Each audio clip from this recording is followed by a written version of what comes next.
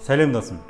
Сіздің жылына киім-кешекке кететін шығыныңыз қанша? 1 миллион. 300 мың. 1,5 миллион. 500 мың. Орта есеппен статистика бойынша бір жылда бір адамға 500 мың теңгеге дейін шығын кетеді. Ал енді осы шығынды нөлге немесе плюске шыққыңыз келетін болса, осы видеоны аяғына дейін көріңіз. Ал енді сізде жылына 500 мың теңге шығын делік.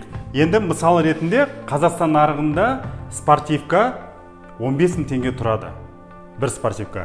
Енді соны сіз тікелей заводтан алатын болсаңыз, бір спортивканы жақсы сападағыны Алматыға, Қазақстан нарығына келгенше 7500 теңгеге айналуы мүмкін.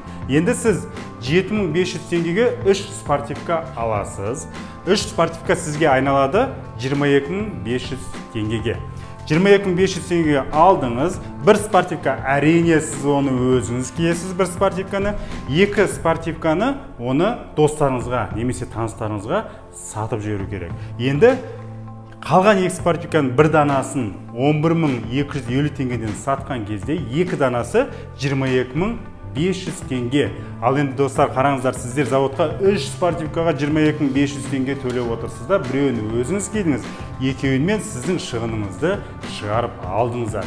Көрдіңіздер ме? Осылайша сіздер тек қана спортивка емес, сонымен қатар куртка дейік, кроссовка дейік, аяқ киім, өзіңіздің таныстарыңызға, туған туысқандарыңызға, жанұяңызға, бала-шағаңызға осы сияқты шығындарды сіз тікелей заводтан алып, өзіңіздің шығындарыңызды нөлге түсіруге әбден болады. Бұл өте мүмкіншілік. Біздің қазір көптеген әріптестеріміз сөйтіп жасап жатыр. Енді достар, қараңыздар. Осы, мысалы, сіздер 11250 теңге емес, ол спортивканы сіз 15 мың теңге сатсаңыз, немесе 20 мың теңгеге сатсаңыз, яғни саталу қабілетіңізге байланысты, сіз плюске шығуға болады. Жылдық шығыныңызға нөлге түсіре аласыз өйстіп, және де үстінен қосып, маржасы жақсы алып келген товарларды қосып сатып отыратын болсаңыздар, сіз плюске шығасыздар.